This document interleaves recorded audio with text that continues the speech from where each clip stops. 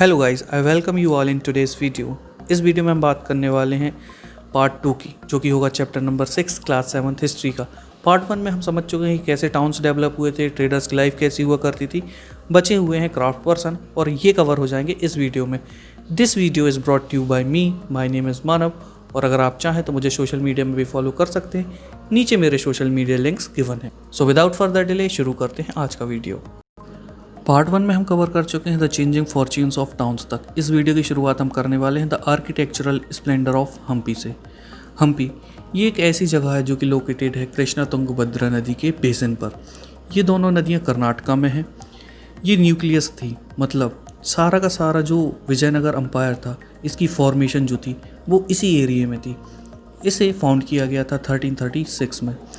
अगर अभी कोई भी व्यक्ति यहाँ के रूइंस मतलब यहाँ के खंडर को विज़िट करता है तो इससे ये समझ में आता है कि ये काफ़ी फोर्टिफाइड सिटी थी, काफ़ी अच्छे से बनी हुई थी।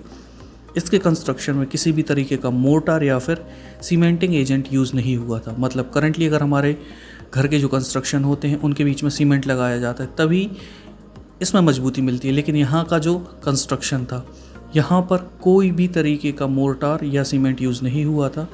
इसका जो कंस्ट्रक्शन हुआ था इसे इंटरलॉकिंग टेक्निक से बनाया गया था। मतलब जो एक पत्थर होता था वो दूसरे पत्थर में इंटरलॉक हुआ करता था। जो आर्किटेक्चर था हम्पी का ये काफ़ी डिस्टिंक्टिव था। The buildings in the royal complex has splendid arches, domes and pillar halls. चलिए आइए मैं बताता हूँ आपको आर्चेस कैसे दिखते हैं और डोम्स क्या होते हैं। जब भी आप कोई प्लेस को विजिट करेंगे तो आपको जो इस तरीके का स्ट्रक्चर दिखाई देगा ये कहलाता है आर्च। और डोम शेप की हम बात करते हैं तो जो इस तरह का शेप होता है ये कहलाता है डोम। अब यहाँ पर काफ़ी अच्छे ऑर्चर्ड बनाए गए थे और यहाँ बहुत ही प्यारे प्यारे गार्डन भी होते थे, लेकिन यहाँ पर काफ़ी स्कल्पचरल मोटिव भी हमें दिखाई देते हैं। अब ये कुछ इस तरह से दिखाई देते थे, sculpture motif such as lotus and corbels. ये देख सकते हैं आप, ये कितनी प्यारे तरीके से उभारा गया है। तो ये उस वक्त का आर्ट है और ये आर्किटेक्चर यूज़ किया जाता था उस वक्त फोर्ट में, Vijayanagar empire. In its heyday in the 15th and 16th century Hampi bustled with commercial and cultural activities. Heyday मतलब एक ऐसा टाइम जहाँ पर समृद्धि हो। उस वक्त मतलब 15th-16th सेंचुरी में ये एरिया काफ़ी वेल्दी हुआ करता था, काफ़ी समृद्ध हुआ करता था। यहाँ पर बहुत सारी कल्चरल और कमर्शियल एक्टिविटीज़ हुआ करती थी। मूर्स, चेतीस और जो यूरोपियन ट्रेडर्स हैं ये भरे हुए होते थे हम्पी के मार्केट्स में। मूर्स एक ग्रुप को कहा जाता है जो कि मुस्लिम मर्चेंट का हुआ करता था। जो टेम्पल्स होते थे ये हब होते थे कल्चरल एक्टिविटीज़ के। और यहाँ पर जो देवदासी हैं मतलब ऐसी लेडीज़ जो कि टेम्पल में डांस करती हैं, ये अपने डांस को परफॉर्म किया करती थी डाइटीज़ मतलब भगवान के सामने, रॉयल्टी मतलब राजा राजाओं के सामने। और कई बार जब कोई भी फंक्शन होता था तो जो भी पब्लिक वहाँ पर आया करती थी उनके सामने ये सब परफॉर्मेंस हुआ करती थी विरूपाक्षा टेम्पल में। महानवमी के फेस्टिवल में, जिसे साउथ में नवरात्रि कहा जाता है, हालांकि अब हमारे यहाँ भी इसे नवरात्रि कहा जाने लगा है, लेकिन ये काफ़ी इम्पॉर्टेंट फेस्टिवल हुआ करता था हम्पी में। Archaeologist found the Mahanavami platform where the king received guest and accepted tribute from the subordinate chiefs. Mahanavami platform पाया गया यहीं पर, और यहीं पर जो गेस्ट आया करते थे किंग के पास या फिर जो उनके सबऑर्डिनेट होते थे मतलब उनके नीचे काम करने वाले चीफ होते थे, इसी महानवमी प्लेटफॉर्म में गिफ्ट रिसीव किया करते थे। यहीं से वो डांस देखा करते थे और म्यूज़िकल परफॉर्मेंस को देखा करते थे। इसी के साथ साथ अगर कोई रेसलिंग बाउट्स होती थी तो ये भी देखी जाया करती थी राजा के द्वारा इसी महानवमी प्लेटफॉर्म में। Hampi fell into ruin following the defeat of Vijayanagar in 1565 by the Deccani sultans. ये फ्लरिश कर रहा हम्पी धीरे धीरे र्यून्स में मतलब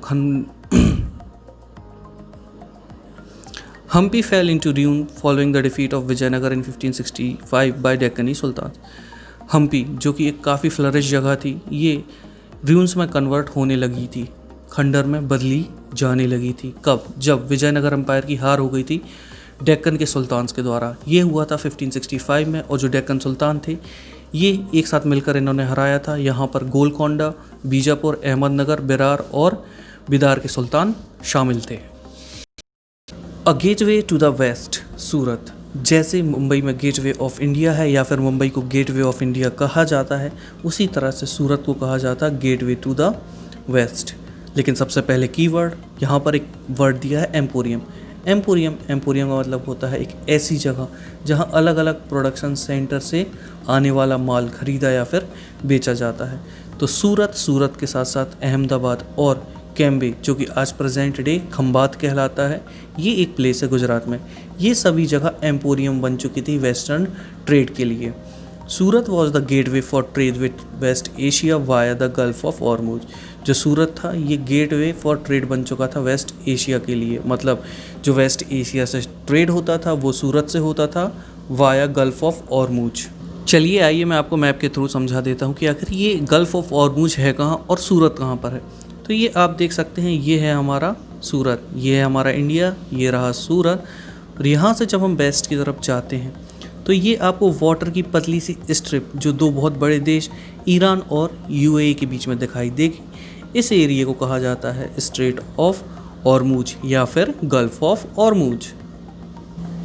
सूरत has also been called the gate to Mecca because many pilgrim ships set sail from here. Surat को गेट टू मक्का भी कहा जाने लगा। क्यों कहा जाने लगा? क्योंकि जो भी मुस्लिम्स होते थे जिन्हें मक्का जाना होता था या वहाँ से आना होता था, उनके सारे शिप्स इसी गल्फ ऑफ हॉर्मुज से होकर गुजरा करते थे, इसीलिए इसे गेट टू मक्का कहा जाने लगा। अब सिटी एक कॉस्मोपॉलिटन थी। कॉस्मोपॉलिटन मतलब एक ऐसी जगह जहाँ अलग अलग देशों के लोग एक साथ आकर रह रहे हों। तो सूरत कॉस्मोपॉलिटन बन चुका था और यहाँ सारे धर्म और जातियों के लोग एक साथ रहा करते थे। 17वीं सेंचुरी में यहाँ पर वेस्टर्न जो लोग थे, इन्होंने अपनी फैक्ट्री सेटअप कर ली थी और अपने वेयर हाउसेस बना लिए थे। कौन से वेस्टर्न लोग थे ये पोर्तुगीज़ थे, ये डच थे और ये इंग्लिश मतलब ब्रिटिशर्स थे। एक व्यक्ति था ब्रिटिशर हिस्टोरियन, इंग्लिश क्रॉनिकलर ओविंगटन, इसने ये बताया है कि 1689 में अगर आप कभी भी किसी भी समय अगर आप सूरत के पोर्ट में चले जाते हैं तो आपको वहाँ पर हंड्रेड्स ऑफ शिप्स एंकर्ड मिलेंगी। हंड्रेड्स ऑफ नंबर में शिप आपको वहाँ पर खड़ी हुई मिला करेंगी। सूरत फेमस था कॉटन टेक्सटाइल के लिए और यहाँ पर काफ़ी सारी दुकानें थी जो कि रिटेल में और होलसेल में काम किया करती थी। इसी के साथ साथ जो सूरत है ये किस लिए फेमस था? ये इसलिए फेमस था क्योंकि यहाँ का जो टेक्सटाइल है इसमें गोल्ड लेस बॉर्डर होते थे। मतलब यहाँ की जो टेक्सटाइल होते थे उसमें गोल्ड लेस का काम हुआ करता था, जिसे आज भी हम हिंदी में जरी कहकर यूज़ किया करते हैं। ये काफ़ी फेमस हो चुका था वेस्ट एशिया में, अफ्रीका में और यूरोप में। अब जब इतने सारे लोग बाहर से सूरत में आते थे तो उनके रुकने के लिए, उनके आराम के लिए काफ़ी सारे रेस्ट हाउसेस बनवाए गए थे जो कि उनकी नीड्स की काफ़ी केयर किया करते थे। इसी के साथ साथ वहाँ काफ़ी मैग्निफिसेंट बहुत सुंदर बिल्डिंग बनवाई गई और काफ़ी सारे पार्क भी बनवाए गए थे। अब इस वक्त फाइनेंसिंग का सिस्टम कैसे चलता था? एक्चुअली उस वक्त बैंक नहीं होते थे, तो यहाँ पर कुछ ऐसे लोग थे जो बैंकिंग वो फाइनेंस किया करते थे, जैसे कठियाड़वाड़ सेठ। ये उस वक्त एज अ बैंकिंग हाउस काम किया करते थे और जो महाजन्स होते थे ये मनी चेंजर्स होते थे। इसी के साथ साथ जो सूरत है, यहाँ की जो हुंडीज़ हैं इन्हें काफ़ी ऑनर मिलता था। चलिए हुंडी क्या होती है मैं ये आपको समझाता हूँ। हुंडी काइंड ऑफ नोट है जिसमें ये लिखा जाता था कि पर्सन ने कितना डिपॉजिट किया हुआ है। इसे जारी कर देने के बाद इस हुंडी को कहीं भी डिपॉजिट किया जा सकता था और उस मनी को क्लेम किया जा सकता था। लेकिन ये हुंडी केवल इंडिया में नहीं चलती थी, ये बहुत दूर दूर भी चला करती थी। जैसे इजिप्ट में चला करती थी, वहाँ की कैपिटल है कायरो, वहाँ पर। इराक में एक जगह है बसरा, यहाँ पर। और एंटवर्प है बेल्जियम में, यहाँ पर भी ये हुंडी चला करती थी। अब ऐसा टाइम आता है जहाँ से सूरत अपने डिक्लाइनेशन की तरफ बढ़ जाता है, यहाँ से ये डिक्लाइन होने लगता है। बात है 17वीं सेंचुरी की। अब यहाँ काफ़ी ऐसे फैक्टर थे जिसकी वजह से जो सूरत है उसका डिक्लाइन होना शुरू हो गया। सबसे पहला था loss of market and productivity. क्या हुआ था कि अभी तक सारी चीज़ें मुगल्स के कंट्रोल में थी, लेकिन ये वो टाइम था जब इनके हाथ से चीज़ें निकलकर वेस्टर्न्स के हाथ में जाने लगी थी। यहाँ पर जो कंट्रोल था सी का वो आ गया था किसके हाथ में? पोर्तुगीज़ के हाथ में। और फिर सूरत को काफ़ी टफ कंपटीशन मिल रहा था किससे? बॉम्बे से। बॉम्बे ब्रिटिशर्स के लिए एक सेंटर बन गया था और कंपनी ने इसे अपना हेडक्वार्टर बना लिया था 1668 में। ये ईस्ट इंडिया कंपनी के द्वारा बनाए गए काफ़ी सस्ते सामान से कंपटीशन फेस कर रहे थे। हाँ, ये उस वक्त की बात है, लेकिन सूरत आज भी एक काफ़ी वसलिंग कमर्शियल सेंटर है। मतलब एक ऐसा कमर्शियल सेंटर जहाँ काफ़ी चहल पहल भीड़ भाड़ होती है। Fishing in troubled waters, Masulipatnam. अब फिशिंग इन ट्रबल्ड वाटर एक ईडियम है जो यूज़ किया जाता है ऐसी जगह को रिप्रेजेंट करने के लिए जहाँ पर काफ़ी ज़्यादा रिस्क होता है। रिस्क का रीज़न कुछ भी हो सकता है। तो मसूलीपट्टनम एक ऐसी जगह थी जहाँ पर काफ़ी ज़्यादा रिस्क हुआ करता था। ये जो टाउन है मसूलीपट्टनम का या फिर मछलीपट्टनम का, इसे एक फिश पोर्ट टाउन भी कहा जाता था। ये कहाँ पर था? ये था कृष्णा नदी के डेल्टा पर, और ये 17वीं सेंचुरी में काफ़ी इम्पोर्टेंट सेंटर बन चुका था जहाँ पर काफ़ी सारी कमर्शियल और इंटेंस एक्टिविटीज़ हुआ करती थी। इसी वजह से यहाँ पर जो डच और ब्रिटिशर्स हैं, ये दोनों अटेम्प्ट करने लगे थे कंट्रोल गेन करने के लिए। ये दोनों के दोनों यहाँ पर कंट्रोल पाना चाहते थे, और इसी कंट्रोवर्सीज़ की वजह से ये जो मसूलीपट्टनम नाम की जगह है, ये काफ़ी ज़्यादा इम्पोर्टेंस गेन कर चुकी थी। ये काफ़ी इम्पोर्टेंट पोर्ट बन चुका था आंध्रा कोस्ट पे। अब यहाँ पर एक फोर्ट भी बनवाया गया। ये फोर्ट किसने बनवाया था? ये फोर्ट बनवाया था डच पीपल ने। डच, जिसे हम हॉलैंड या नीदरलैंड के नाम से भी जानते हैं। यहाँ के लोग जो होते हैं ये डच कहलाते हैं। अब जो गोलकोंडा के कुतुबशाही रूलर्स थे, इन्होंने क्या किया था? रॉयल मोनोपोलीज दे दी थी। मतलब उन्होंने ये कहा था कि जो टेक्सटाइल हैं और स्पाइसेस के साथ साथ कुछ दूसरा आइटम है, ये आप बेचिए, लेकिन कुछ रेस्ट्रिक्शंस के साथ। इससे क्या हुआ था? इसका इंटेंशन क्या था? इसका इंटेंशन ये था कि जो यहाँ का ट्रेड है ये पूरी तरह से ईस्ट इंडिया कंपनीज के हाथ में ना चला जाए।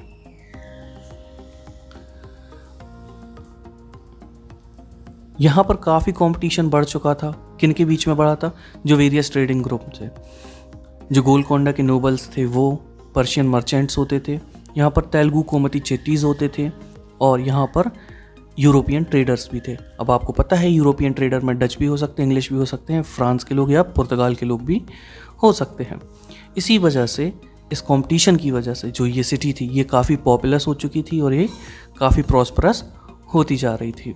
अब as the Mughals begin to extend their power to Golconda, their representative the governor Mir Jumla, who was also a merchant, began to play off the Dutch and English against each other।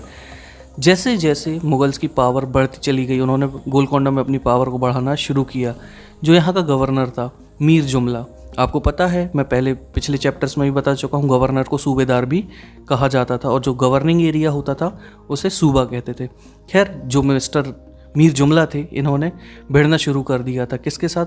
Dutch के साथ और जो ब्रिटिशर्स थे इनके साथ। और 1686 और 1687 में यहाँ जो औरंगजेब थे उनका शासन आ गया था। औरंगजेब ने गोलकोंडा को अनेक्स कर लिया था। गोलकोंडा का कंट्रोल औरंगजेब के पास चले जाने से प्रॉब्लम खड़ी हो गई थी यूरोपियंस के लिए, और इसी की वजह से उन्हें कुछ नए अल्टरनेटिव्स की तरफ भी मूव करना पड़ा। उन्होंने एक नई पॉलिसी भी यहाँ पर फॉर्मुलेट की थी। क्या थी वो पॉलिसी? जो इंग्लिश ईस्ट इंडिया कंपनी है ये समझ चुकी थी कि केवल जो ट्रेड सेंटर है उनके हिंटरलैंड में, हिंटरलैंड मतलब सारे वो एरिया इंडिया के अंदर जो उनके कंट्रोल में है वो हिंटरलैंड है। इसे भीतरी प्रदेश भी कहा जाता है। किसी भी एक कंट्री के अंदर के कंट्रोल किए जाने वाले एरिया कहलाते हैं हिंटरलैंड। तो यहाँ पर उन्हें ये समझ में आ गया था कि केवल ट्रेड कनेक्शन सफिशिएंट नहीं है, इसी के साथ साथ उन्हें कुछ नए ट्रेड सेंटर बनाने पड़ेंगे जहाँ पर वो कॉम्बिनेशन लेकर आएंगे। किसका? पॉलिटिकल एक्टिविटीज़ का, एडमिनिस्ट्रेटिव एक्टिविटीज़ का और कमर्शियल रोल का। मतलब वो ट्रेड सेंटर में ट्रेड तो करेंगे ही, लेकिन वहाँ की जो पॉलिटिक्स है उसमें भी इन्वॉल्व होंगे, वहाँ का जो एडमिनिस्ट्रेशन है उसमें भी अपना कुछ रोल प्ले करेंगे और कॉमर्शियल एक्टिविटीज़ में भी शामिल होंगे। इसी वजह से जो कंपनी के ट्रेडर्स थे ये मूव कर गए थे कहाँ? बॉम्बे, कैलकाटा और मद्रास में। कैलकाटा प्रेजेंट डे कोलकाता है और मद्रास प्रेजेंट डे चेन्नई है। ऐसा होने की वजह से एक काफ़ी बड़ा लॉस हुआ। किसे हुआ? मसूलीपट्टनम को। ज़्यादा रेस्ट्रिक्शन इम्पोज कर देने की वजह से जो यहाँ के मर्चेंट्स थे वो चले गए, यहाँ की प्रॉस्पेरिटी ख़त्म हो गई और इसी के साथ साथ यहाँ जो मसूलीपट्टनम है वो डिक्लाइन हो गया और 18वीं सेंचुरी आते आते ये पूरी तरह से ख़त्म हो गया। और इवन टुडे आज भी ये एक डायलैपिडेटेड लिटिल टाउन है, मतलब एक ऐसी जगह जो त्याग दी गई हो, छोड़ दी गई हो और वहाँ कुछ भी ना बचा हो। अ पुअर फिशर टाउन, यहाँ पर मसूलीपट्टनम का एक डिस्क्रिप्शन दिया गया है, किसके द्वारा? विलियम मैथवर्ल्ड के द्वारा। ये एक इंग्लिश ईस्ट इंडिया कंपनी का फैक्टर था। फैक्टर मतलब हम जो करेंटली मैथ्स में यूज़ करते हैं वो फैक्टर नहीं, इस फैक्टर का मतलब होता है एक ऐसा ऑफिशियल मर्चेंट जो कि ईस्ट इंडिया कंपनी से रिलेट करता था। ये इन्होंने बताया था 1620 में। क्या था उनका डिस्क्रिप्शन, आइए जानते हैं। This is the chief port of Golconda where the right worshipful East India Company have their agent. Golconda का ये एक मेजर पोर्ट है। ये एक छोटा सा टाउन है जो कि पॉपुलस है, अनवॉल्ड है, मतलब यहाँ कोई भी दीवारें नहीं हैं, इल बिल्ट मतलब जिसका कंस्ट्रक्शन बिल्कुल भी अच्छा नहीं है, एंड वर्स सिचुएटेड जो कि काफ़ी ख़राब जगह पर है। क्यों? क्योंकि यहाँ के जो स्प्रिंग्स हैं ये ब्रैकिश है, मतलब यहाँ जो आसपास चारों तरफ समंदर है ये खारे पानी का है। पहले तो ये एक गरीब पुअर फिशर टाउन था, मतलब ऐसे लोग जहाँ गरीब रहते हैं और फिशिंग करते हैं, लेकिन इसके बाद यहाँ पर जो वेल्थ है वो आनी शुरू हुई। क्यों हुई? क्योंकि यहाँ पर कन्वीनियंस ऑफ द रोड था, मतलब एक ऐसी जगह बन गई थी ये जहाँ पर जो ईस्ट इंडिया कंपनी और जो डच लोग हैं इनकी शिप्स आकर डॉक कर सकें, यहाँ पर आके वो खड़ी हो सकें। और इसी वजह से ये जो जगह थी ये रेजिडेंस देती थी मर्चेंट्स को जो कि डच नेशन के होते थे और ब्रिटिशर्स के होते थे। सो कंटिन्यू सिंस और and the Dutch nation frequented this coast. इस जगह ने डच को और ब्रिटिशर्स को रोकने के लिए जगह फैसिलिटेट की थी। New towns and traders in the 16th and 17th century. 16th और 17th सेंचुरी में क्या हुआ था कि जो यूरोपियन कंट्रीज़ थी इन्हें काफ़ी हद तक इंडिया के स्पाइसेस और टेक्सटाइल्स पसंद आ गए थे और धीरे धीरे ये पॉपुलर हो गए थे। कहाँ पर? यूरोप में और वेस्ट एशिया में। इसी वजह से काफ़ी कंपटीशन बढ़ गया था, किन के बीच? जो इंग्लिश थे उनके बीच, डच और जो फ्रेंच लोग थे उनके बीच में, और इन्होंने ईस्ट इंडिया कंपनी फॉर्म की थी।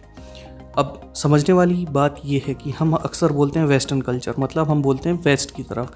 क्यों? क्योंकि जो यूरोप है, इंग्लैंड और फ्रांस, जर्मनी, ये सारी कंट्रीज़ इंडिया के वेस्ट में है। इसका सीधा सा मतलब है कि जो इंडिया है वो इन कंट्रीज़ के ईस्ट में लाई करता होगा, इसीलिए यहाँ पर अक्सर ईस्ट वर्ड यूज़ होता है। हाँ, तो यहाँ पर वो कंपनीज फॉर्म करने लग गए थे और इसी के साथ साथ वो अपनी कमर्शियल एक्टिविटीज़ को एक्सपेंड करना चाहते थे ईस्ट में। इनिशियली जो मुल्ला अब्दुल गफूर थे और वीरजी वोरा थे, ये बहुत बड़े इंडियन ट्रेडर्स होते थे। इनके पास काफ़ी सारे शिप्स थी और ये इनके साथ compete किया करते थे। लेकिन फिर वही बात है कि जब कंपटीशन में जीत ना पाओ तो गलत तरीक़ों को आजमा लो। यूरोपियन कंपनीज़ ने क्या किया, उन्होंने अपनी नवल पावर को यूज़ करना शुरू कर दिया था, वो अपनी नेवी को यूज़ करने लग गए थे। तो इससे क्या हुआ कि जो सी ट्रेड था वो पूरा इनके हाथ में चला गया था और जो इंडियन ट्रेडर्स थे उन्हें मजबूरी में आकर उनका एजेंट बनकर काम करना पड़ा। अब यहाँ पर क्या हुआ था, इसी वजह से जो अंग्रेज़ थे, ब्रिटिशर्स थे, ये काफ़ी सक्सेसफुल कमर्शियल पावर बनकर उभर गए थे। इनके हाथ में पॉलिटिकल पावर भी आ चुकी थी। The spurt in demand for goods like textile. Spurt मतलब मांग बढ़ना। तो यहाँ पर जब मांग बढ़ी टेक्सटाइल की तो यहाँ पर एक्सपेंशन हुआ कुछ क्राफ्ट्स का। किस तरीके के क्राफ्ट्स थे वो? स्पिनिंग थी, वीविंग थी, ब्लीचिंग थी और डाइंग थी। ये चारों प्रोसेस वो प्रोसेस हैं जो एक कपड़ा का फाइनल प्रोडक्ट बनने से पहले होता है।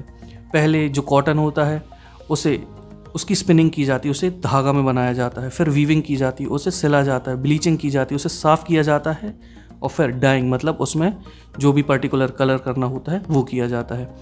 तो ये क्राफ्ट डेवलप होने लग गए थे और इसी वजह से ज़्यादा लोगों की ज़रूरत यहाँ पर पड़ने लगी थी।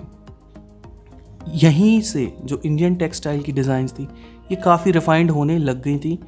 यहाँ पर ये जो आप देख रहे हैं कि यहाँ पर टेक्सटाइल डिज़ाइन रिफाइंड तो हुई, लेकिन यहाँ एक दिक्कत आ गई थी। क्या दिक्कत थी ये कि जो क्राफ्ट पर्सन था वो अपनी इंडिपेंडेंस खो चुका था, वो अब अपने हिसाब से कुछ भी नहीं कर सकता था।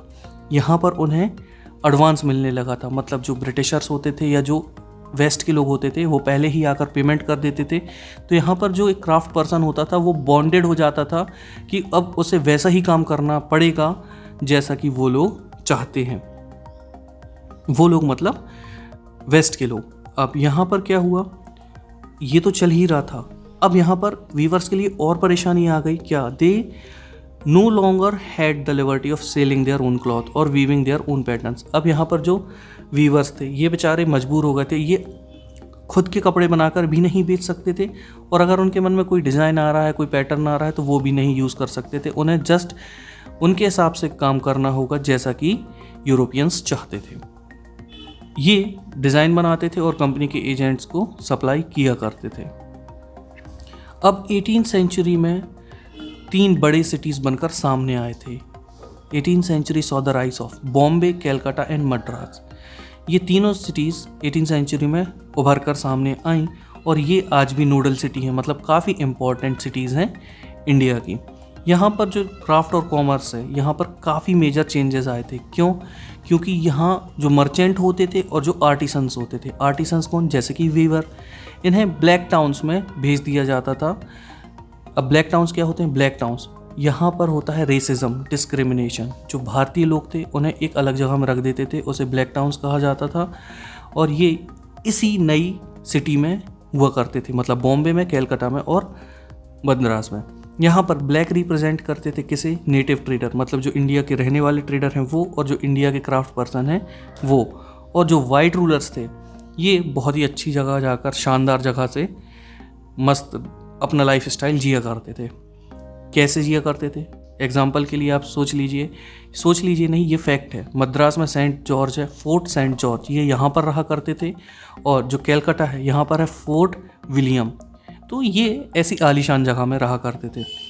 खैर, अब जो स्टोरी है क्राफ्ट की और कॉमर्स की 18th सेंचुरी में कैसी थी, ये हम अगले साल पढ़ेंगे क्लास 8th में, क्योंकि हमने कवर करना है कहाँ तक? 17th सेंचुरी के लास्ट तक।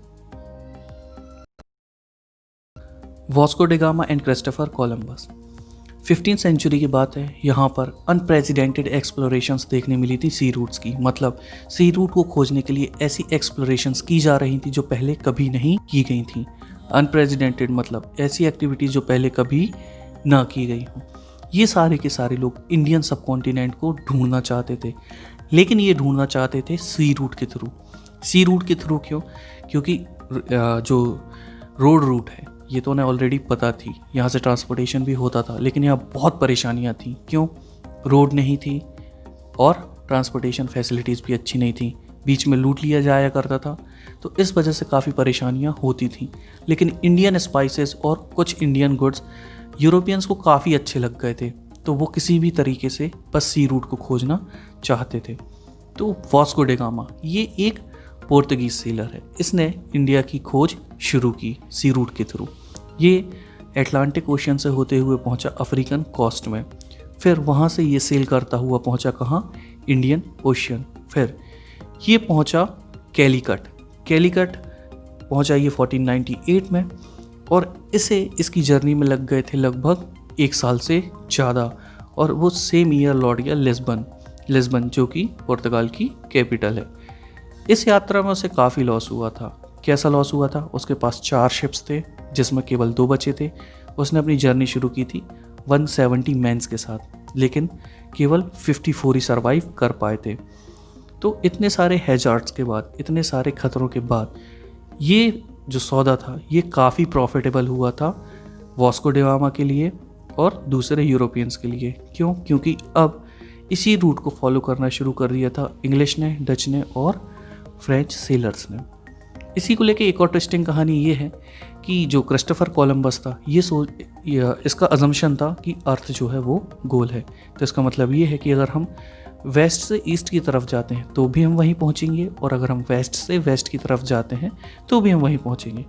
तो इसने अपनी जर्नी इंडिया को खोजने के लिए शुरू की वेस्ट से वेस्ट की तरफ, जबकि दूसरे लोग वेस्ट से ईस्ट की तरफ जा रहे थे। तो ये खोजते खोजते पहुंचा एक वीरान जगह पर जहां केवल कुछ लोकल ट्राइब्स रहते थे। उसने इस जगह को नाम दे दिया वेस्ट इंडिया, जिसे बाद में वेस्ट इंडीज़ कहा जाने लगा। तो ये जो जगह है वेस्ट इंडीज़, ये इंटेंशनली इसका नाम नहीं पड़ा था, इसका नाम पड़ा था कन्फ्यूज़न में। क्रिस्टोफर कोलंबस यहाँ पहुँचा था 1492 में। अब इसी को फॉलो करते हुए पहुँचे कुछ सेलर और कॉन्करर्स। ये कहाँ से थे? ये थे स्पेन से और पुर्तगाल से, और यहीं पर उन्होंने काफ़ी बड़ा एरिया ऑक्यूपाई कर लिया था। कहाँ का? सेंट्रल और साउथ अमेरिका का। यही वजह है कि आज भी जो बहुत सी साउथ अमेरिकन कंट्रीज़ हैं, यहाँ की जो लैंग्वेज है वो या तो स्पेनिश है या तो पुर्तगीज़ है।